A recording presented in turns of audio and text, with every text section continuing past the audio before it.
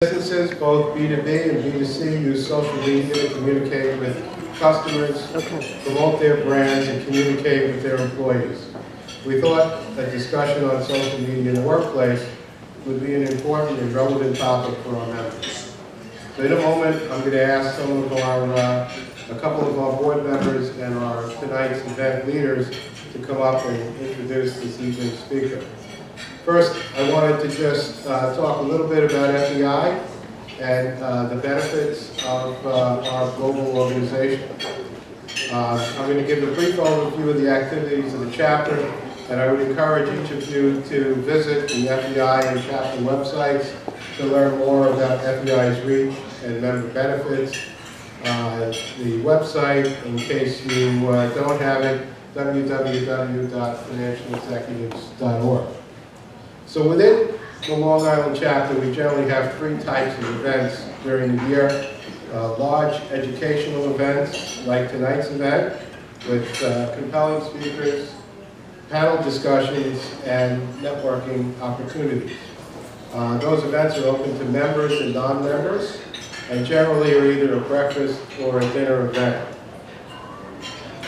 This is our last event for before the summer break, and we're currently working on our schedule for 2017, or the balance of 2017 and early 2018. So if there's any topics that you guys would be interested in hearing about for a future session, please reach out to one of our board members and let us know. And with that, maybe if I could just get our board members to just kind of raise their hand and let everyone know who they are. And thank you guys for everything you do.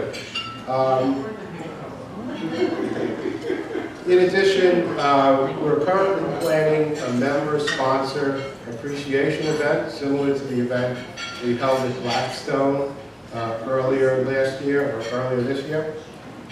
Hopefully many of you were there, and I unfortunately missed it, but I heard it was a great event.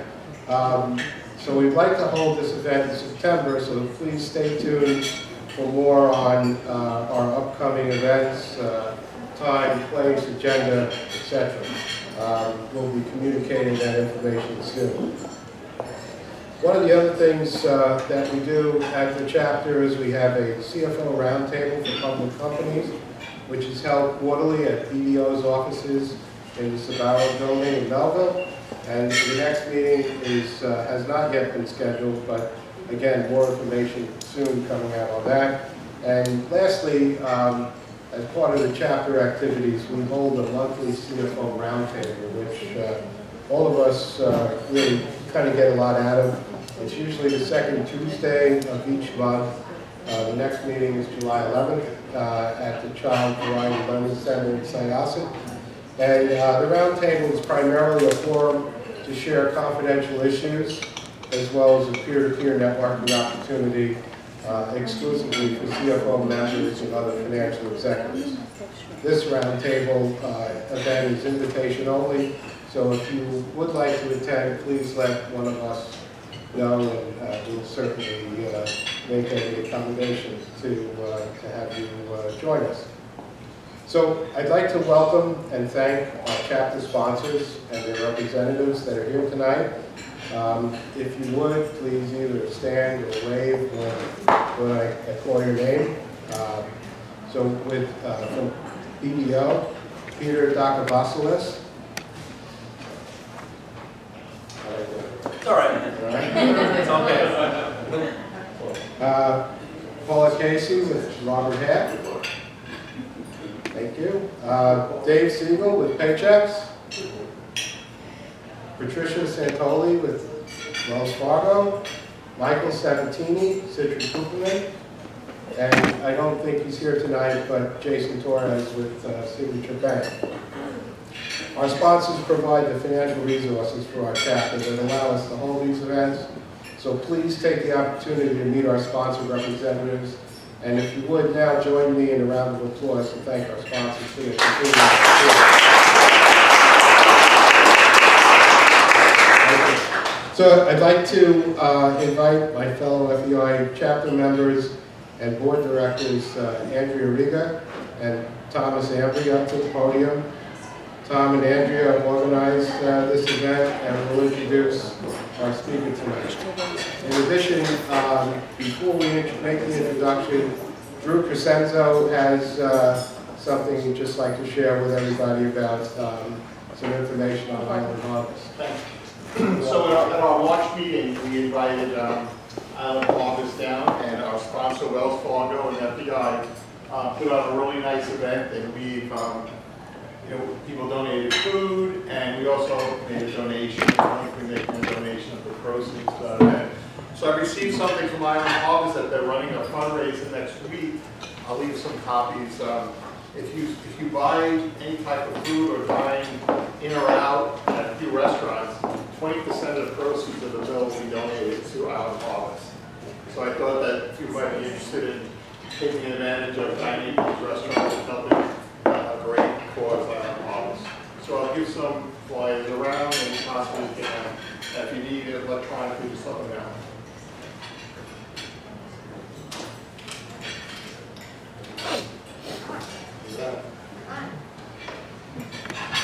Welcome, everybody. Thank you for coming tonight. We're very excited, and you have to wait until then. So thank you all for being here tonight. We're very excited to introduce Emily Goodrich. I hope I'm pronouncing your name correctly. She is the Marketing and Social Media Manager at Squeaky Wheel Media, an award-winning digital agency in New York City. In this role, she is responsible for leading the ideation and implementation of social strategies for clients across all industries, including those with complicated compliance-related challenges, such as finance and legal. Emily also heads up the communication efforts of Squeaky's internal platform, IHadCancer.com, which is the most socially engaged community for cancer survivors, supporters, and fighters online today. Under her leadership, IHadCancer has grown to consist of more than 250,000 people worldwide and has received many social accolades such as Best Community Website and Best Facebook Engagement. That's very nice for you. So without any further ado, we'd like to invite Emily to come up and speak. Can you hear me without the microphone? Yes. Yeah? Okay, so I'll just use it. So I'm Emily. Thank you so much for Tom for the connection and Andrea for the introduction. I'm glad to be here talking about social media with all of you today. As you've heard, I am the social media and marketing manager at Squeaky Wheel Media. Squeaky just celebrated its 15th anniversary, so it's really gone through a lot of changes throughout the digital space. It started as a digital agency 15 years ago, and in that time it's changed a lot. I've been at the agency for about 5 years, which is the extent of kind of the beginning of social media marketing really taking on. So I've been able to see from the beginning up until where we are now, and I really want to bring some of that into the presentation tonight. As Andrea mentioned, IHadCancer is also an internal platform that we have. It was completely ideated, designed, developed, and is maintained in-house at Squeaky based on our co-founder's personal experience with cancer. So that's given us a really interesting opportunity to test ideas and different methodology as if it were a client, being an internal platform that we've then been able to extend into our clients. So it's a very unique offering that we have. So in terms of what we'll cover, I know that there's a mix of interests, a mix of companies. Some of you are coming from the financial investor standpoint, some of you are in financial roles within a larger company. So I really want to keep it kind of broad, not focus too much in on how to specifically use some of these platforms, because I think at this point most of it is intuitive. So we'll focus more on the business side, how it can be leveraged for your businesses, as well as then how it can be leveraged from the personal perspective. So whether you want to start using LinkedIn for yourself or you want to start using Facebook for your company and your business, we'll talk about both. And I'm fine with keeping it an open conversation. If anyone has questions as we go on, that's fine with me, or we can leave them for later. So the social media landscape. There are plenty of different platforms that are out there, almost too many to count, and there's new ones coming every every single day. So it is very overwhelming to look at, but what makes it a little bit easier to imagine is to put them into these categories. So there's publishing, social networking sites, sharing, messaging, discussing, collaborating, networking. A lot of them kind of cross into each other's zones at this point, but at its beginning, a lot of them had a very streamlined focus. So from publishing, if you think about sites such as Wikipedia or Tumblr, sharing, Vimeo, Instagram, messaging, Facebook Messenger, WhatsApp, discussing, Reddit, Quora, collaborating, LinkedIn, Dropbox. I'm sure a lot of these you have used, as well as then just general networking from dating sites to Facebook. So there's not enough time, and I don't think enough interest to talk about each one of these. So I'm going to pull out 5 of the most common for for business use, which are Facebook, Twitter, Instagram, LinkedIn, and Snapchat. So those will be the ones that we'll focus on as we go on throughout the day. But if you have any questions about the other ones, please feel free to ask. So as we jump into part 1, which is social for businesses, we're really looking at which platforms do businesses use, and then we're going to focus on the more business and trends that are happening within those platforms. So these are the primary 5: Facebook, Instagram, LinkedIn, Twitter, and Snapchat. So this is broken down based on audience size, active users, most recently January 2017. So these are the most up-to-date numbers that there are. So when you look at each one of these, you'll see that the primary purpose varies. So for Facebook, which is at this point was launched in 2004, so anyone that is of the age of 13 or younger has never lived without Facebook being in existence, and that is beginning to really be evident.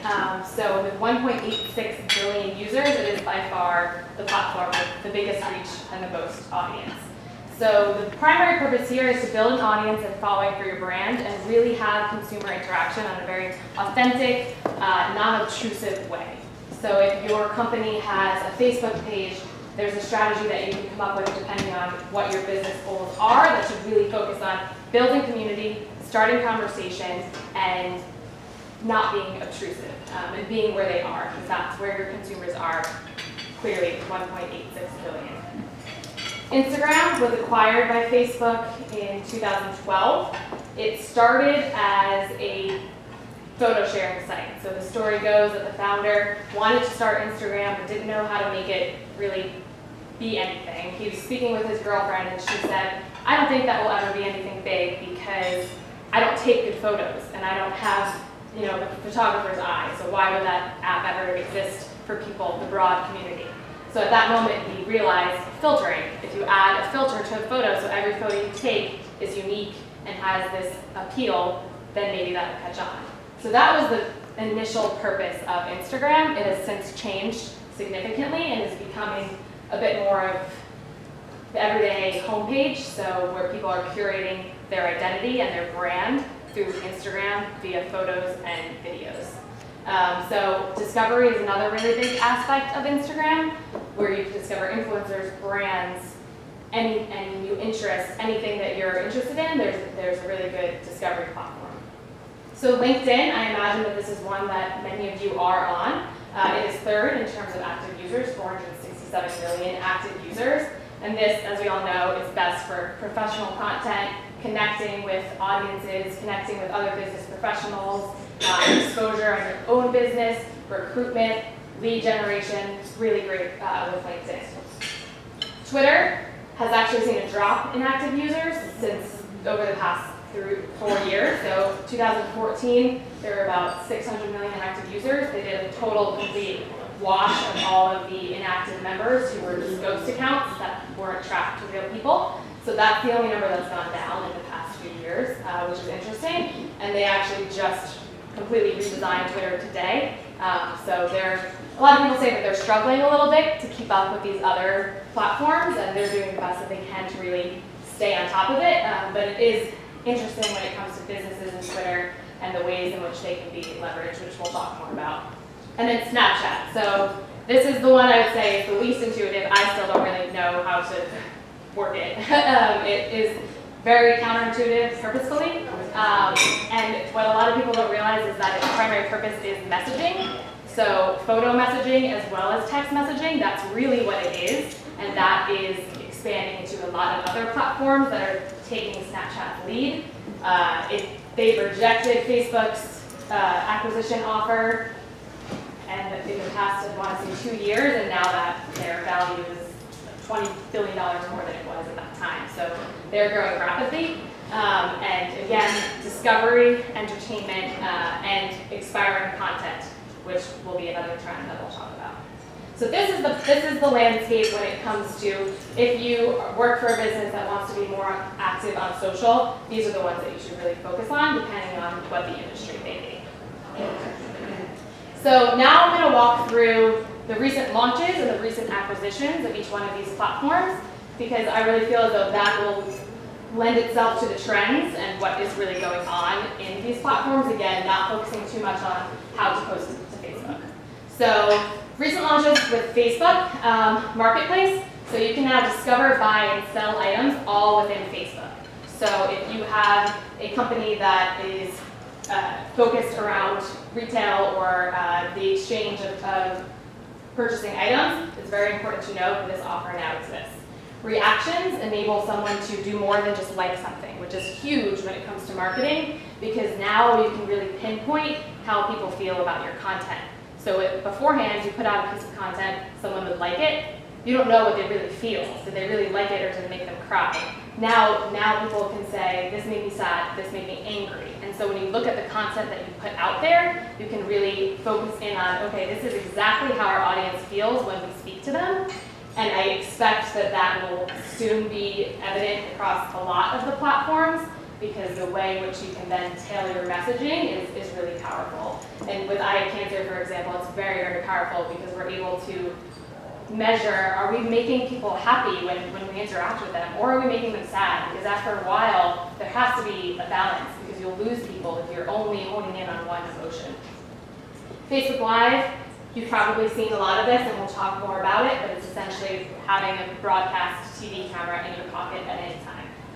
AR Studio, so this is based around augmented reality, which is a really big trend, which we'll speak about. And it's coming soon, it's in beta, so I won't go into too much detail.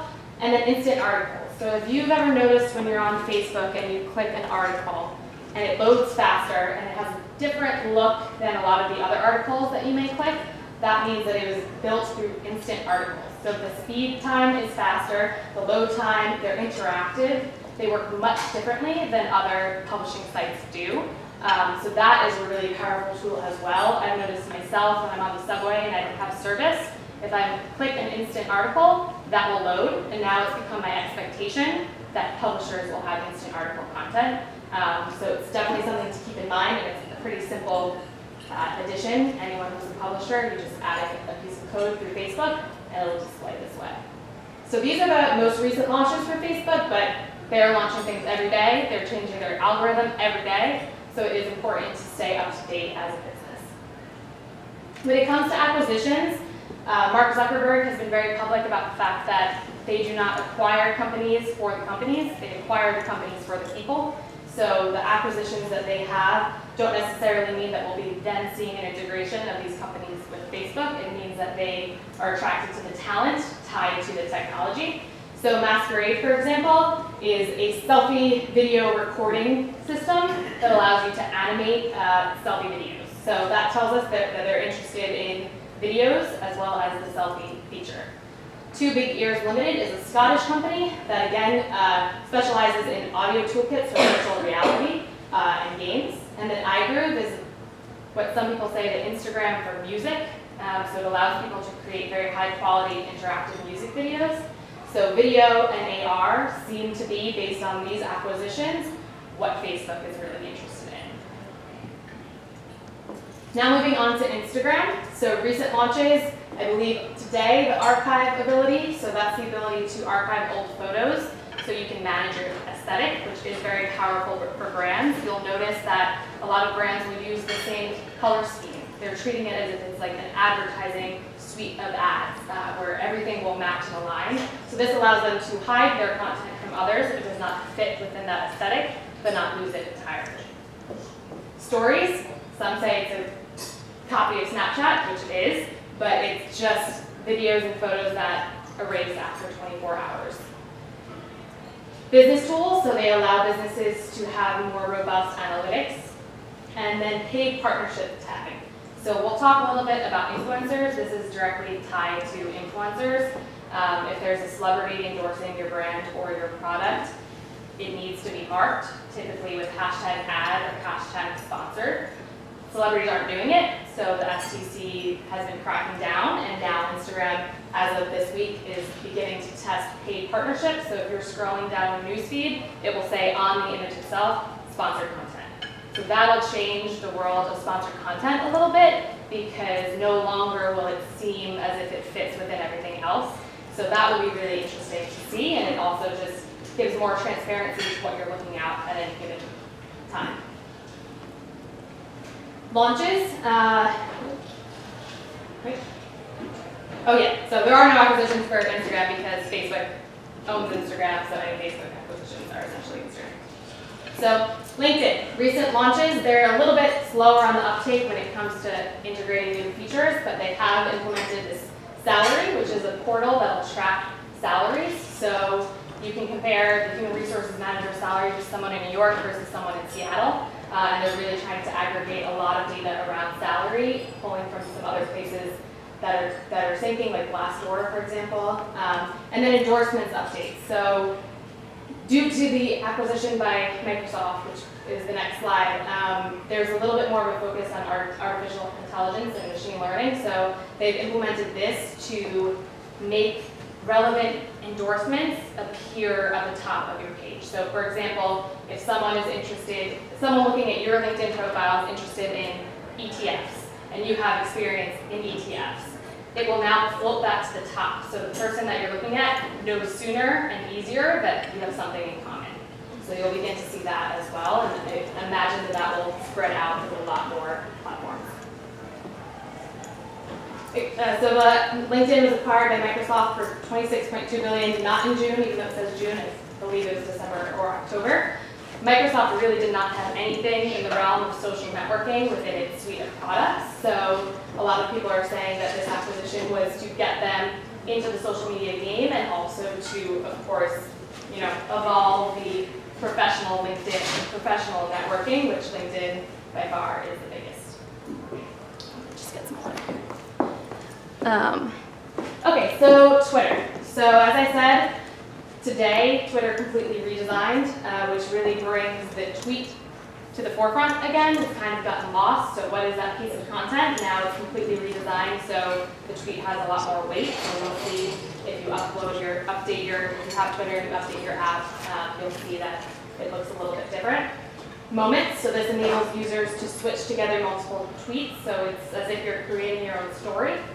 And then customer support features, which is really big when it comes to customer service for your businesses. So this screenshot right here will just show that it's a little bit automated, and they've added a lot more robust features that allow you to interact with your customers on Twitter. So acquisitions, they acquired Peer, which is anonymous feedback between employees. So the way it's described is the way that Uber tracks its drivers and the ratings. That is what Peer tries to do within companies, and Twitter acquired them. It's not very public as why or what they want to do with it, but it is interesting to note that they are trying to get into the employee LinkedIn professional social networking space. Magic Pony Technology, this is advanced compression editing enhancement for videos. And then Periscope, which is Twitter Live, so live streaming video. They acquired Periscope, and that is what powers their live stream. Snapchat. So Snapchat's recent launches, there's been a few, but the top two would be memories. So previously, if you wanted to post content on Snapchat, you had to open up the Snapchat app, take a video or a photo, and post that. That is no longer the case. You're now able to use photos and videos that are captured outside of the app onto Snapchat. It's imagined that that's to get more people to use Snapchat, even if they aren't opening it in the moment. Spectacles. I've never seen spectacles. They did a very slow rollout. They had I believe there were spectacle bots, robots in various cities releasing the spectacles, and they were very hard to find, they were very exclusive. They're slowly adding more, so now they are available online, I believe at $130. And what they do is really allow you to live stream what's in front of you from your glasses. So there's not too much more about what's going on and what their updates are, but they have announced that they are interested in doing Spectacle Round 2, which will incorporate AR, augmented reality. So that'll be interesting to look out for. Acquisitions. Verb is a local app that helps people find what's in your area. So if you think about Yelp, in this example here, that's a little bit what it's like, except you can save your ideas. So in a few months, you might see Snapchat allows you to see what's around you, save, I want to go to that restaurant, all within the app. Bit strips, which are Bitmojis, so you can create an animated version of yourself and post that to your Snapchat. So now, how do businesses use social? The best way to look at this is really to look at all the top trends. So there are 7 major trends. Some of these we spoke a little bit about in this previous section, and we'll go into in a bit more detail. So live streaming video.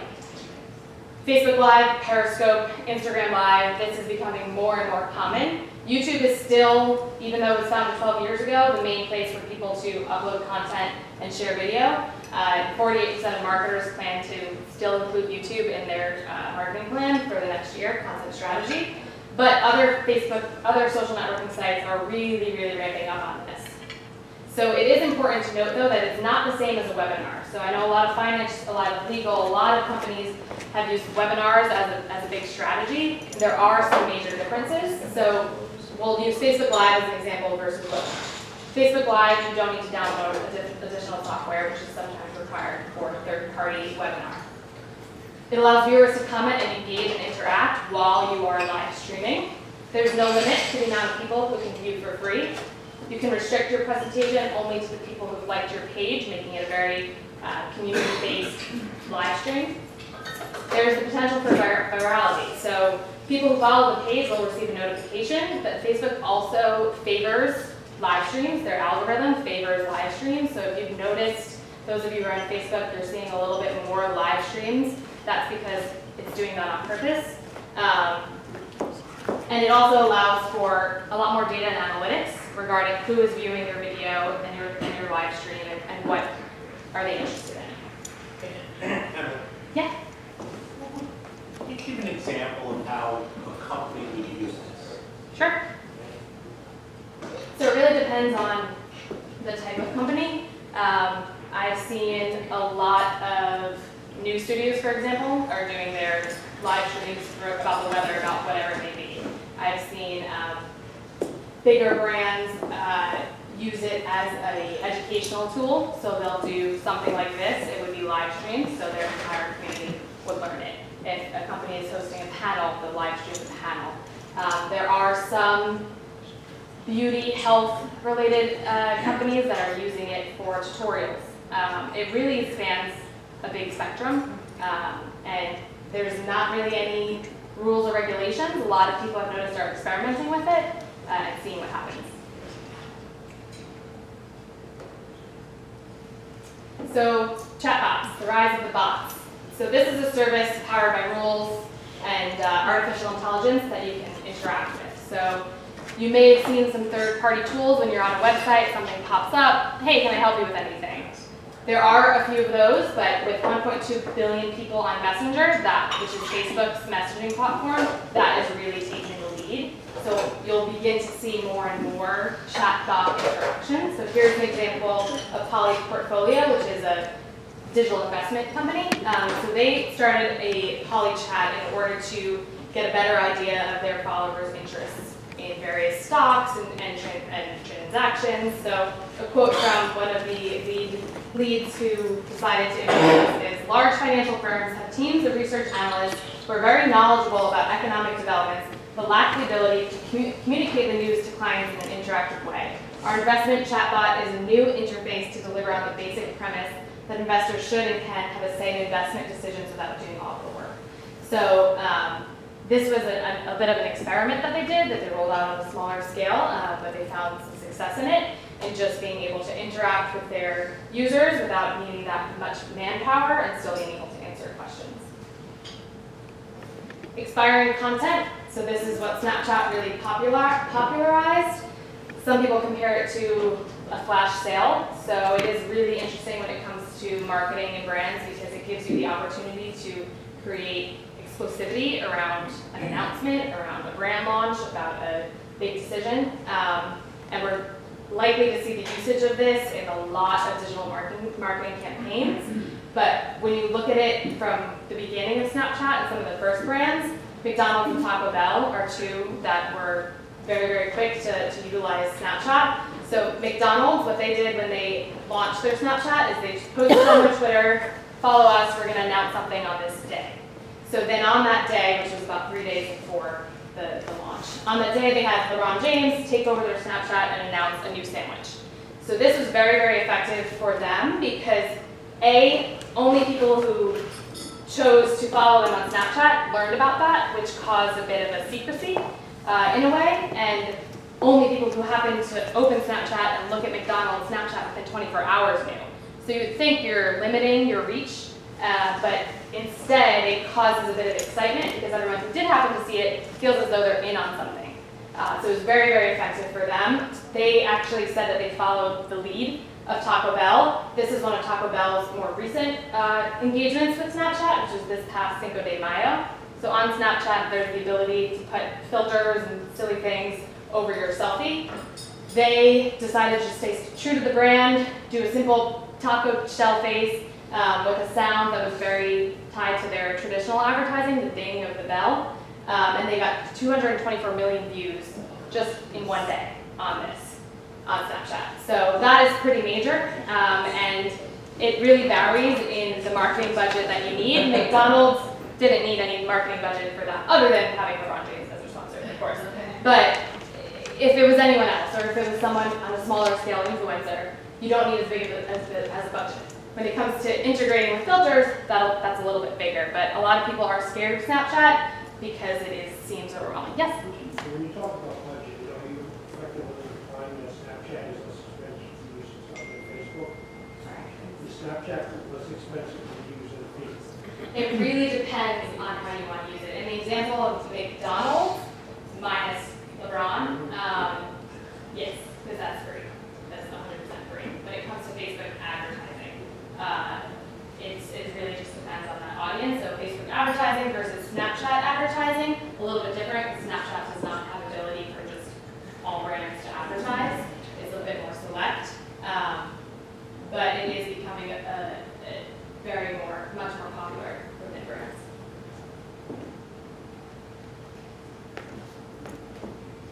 So the next trend is virtual and augmented reality. So virtual reality being computer-generated stimulation of something in front of anything, and augmented reality superimposing a computer-generated image on your view of the real world. So these two we're beginning to see more and more frequently and throughout 2017 and beyond.